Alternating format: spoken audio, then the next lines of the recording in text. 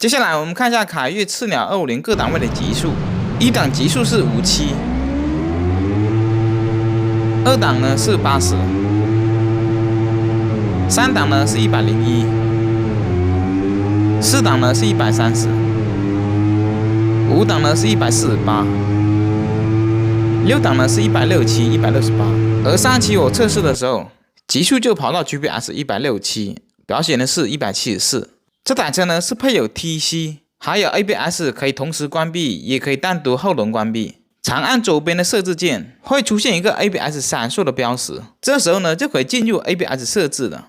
短按一次，后轮闪烁。再短按一次，前后轮都闪烁。前后轮都闪烁呢，代表 ABS 全部关闭。再长按设置键 ，ABS 3个字母停止闪烁，说明 ABS 前后轮已经关闭，退出设置。再演示一遍 ，ABS 闪烁了，接着短按就可以进行后轮关闭、前后轮关闭以及 ABS 全打开模式的切换。只有在退出 ABS 设置的情况下，也就是 ABS 3个字母不闪烁，单按左边的设置键就可以进行 TC 的开与关设置。可以前后轮的 ABS 都关，但是 TC 是开的。TC 和 ABS 它们的开与关相互是不影响的。把 TC 关了，经过热机后，第二次拉出的马力是 28.3 匹，车辆加的是98的油。因为这台车的压缩比达到了 12.5， 所以98呢更能发挥它的动力。第三次呢拉出来的马力是 28.97， 第四次呢没能超过第三次，最终呢还是显示 28.97。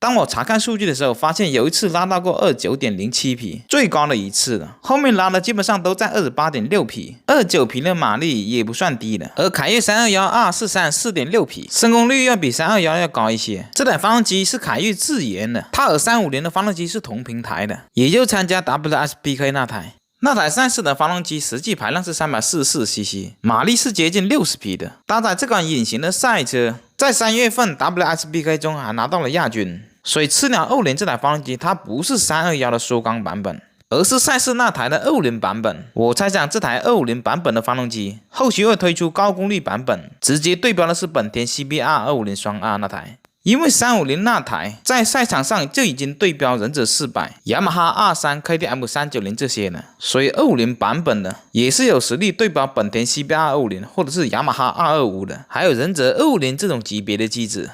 赤鸟250发动机震动部分呢，比我之前测的321的机子要优秀一些，因为排量和功率都有所减小，所以震动也会小一些。这台机子最高转速在13300左右，整个转速区域呢，最大的震动在5500转左右，其他的都算比较小。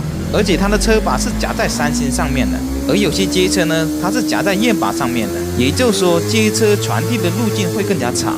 而仿赛呢，相比街车、拉力或者巡航车，车把的部分会更加靠近正源，也就是发动机。好，接下来我们听一下发动机的运行声音。听起来呢，会有一种细腻绵密感，运行的声音呢，有点像川崎的忍者400。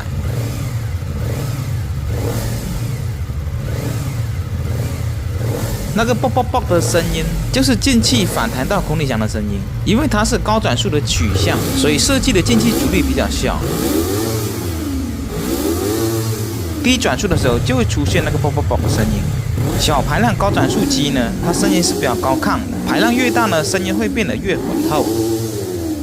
这台发动机从加速、极速、马力级的数值，还有震动以及运行声音来看，算是比较出色的那一种。因为之前我测的很多台单缸250仿赛，加速、极速要比它慢一些，震动由于单缸机的原因也要比它大，而且重量也比它重，所以是存在一定的优势的。尤其是操控性方面，它左右翻身相对来说比较快。车架的刚性呢，在同级别中算是强的。弯中过一些颠簸的时候，车的整体性比较好。如果车架软的话，就会松松垮垮的，给人的信心不是很足。从它的发动机和车架的平台上看，它的确称得上是有赛车的血统。那么这台车的油耗到底是怎样呢？接下来说一下大家最关心的油耗和减震部分。